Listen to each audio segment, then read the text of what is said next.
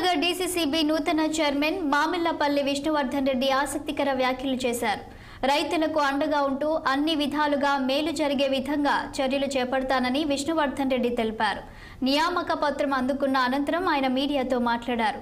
తనపై నమ్మకం ఉంచి చైర్మన్ పదవి దక్కడానికి కారణమైన సీఎం రేవంత్ రెడ్డి, మంత్రి జూపల్లి, ఎంపీ మల్లు రవి, ఉమ్మడి జిల్లా ఎమ్మెల్యేలు, డీసీసీబీ డైరెక్టర్లు, పార్టీ శ్రేణులకు కృతజ్ఞతలు తెలిపారు.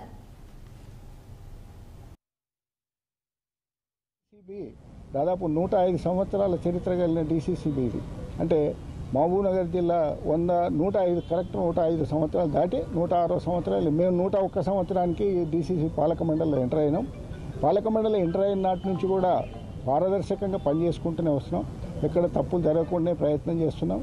ఒకవేళ ఎక్కడ తప్పులు జరిగినా కానీ దాన్ని సరిదిద్దుకొని మళ్ళీ రైతులకు ఎవరికి కూడా అన్యాయం జరగకూడదనే ఏకైక లక్ష్యంతో రైతుల నుంచి ఎవరు కూడా ఎటువంటి ఫలాపేక్ష అనుభవించకుండా వాళ్ళకి న్యాయం చేయాలనే ఉద్దేశంతో ఫస్ట్ టైమ్స్లో మేము తీర్మానం చేసుకున్నాం.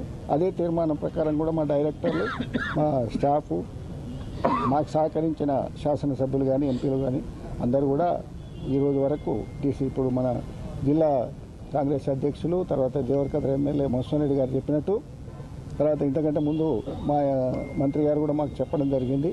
ఎక్కడ కూడా చెడ్డ పేరు లేకుండా నీకున్న పీరియడ్ వరకు నువ్వు మంచిగా పరిపాలించి ఈ మహబూబ్నగర్ జిల్లాలో కాంగ్రెస్ పార్టీ పక్షాన ఇప్పుడు ఈ రోజున్న పరిస్థితులలో నేను కాంగ్రెస్ పార్టీ రేవంత్ రెడ్డి గారు బలపరిచిన అభ్యర్థిగా రేవంత్ రెడ్డి గారి ఆశీస్సులతోటే ఈరోజు ఎమ్మెల్యేలందరూ సహకరించారు కాబట్టి వారికి నేను జీవితాంతం రుణపడి ఉంటూ ఈ కార్యక్రమం